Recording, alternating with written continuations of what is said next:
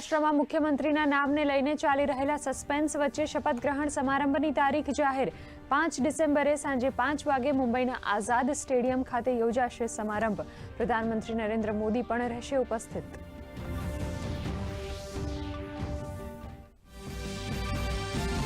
ચક્રવાતી તોફાન ફેન્જલ તમિલનાડુ અને પુડુચેરીના તટ વચ્ચે ટકરાયું. ભારે પવન સાથે વરસાદથી જનજીવન અસરગ્રસ્ત.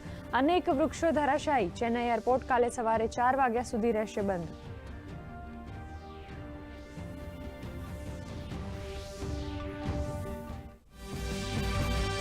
કેન્દ્રીય રેલવે મંત્રી અશ્વિની વૈષ્ણવ ગુજરાતના પ્રવાસે. વડોદરામાં ગતિશક્તિ યુનિવર્સિટીના સમારંભમાં આપી હાજરી.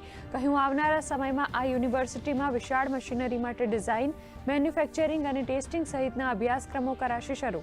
નવા અવસરોનું સર્જન કરવાનું સરકારનું લક્ષ્ય. વડોદરાના અલકાપુરી વિસ્તારમાં અંડરપાસની જગ્યાએ ઓવરબ્રિજ કરાશે ઊભો. મુખ્યમંત્રી ભૂપેન્દ્ર પટેલે કહ્યું, ડ્રેનેજ, હાઉસિંગ સહિતના 616 કરોડથી વધુ કિંમતના વિકાસ કાર્યોને પગલે વડોદરાવાસીઓની સુખાકારીમાં થશે વધારો.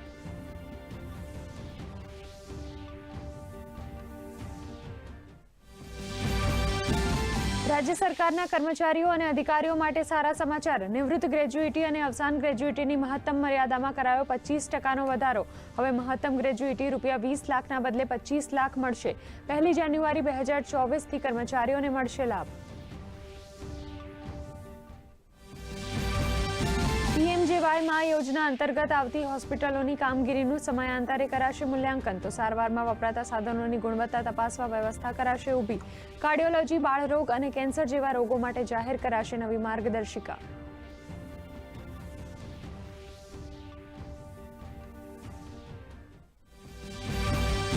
₹6000 કરોડનું કૌભાંડ કરનારા બીઝેડ ગ્રુપ સામે સીઆઈડીની તપાસ તેજ. આરોપી મયુર દરજીને જ્યુડિશિયલ કસ્ટડીમાં મોકલાયો.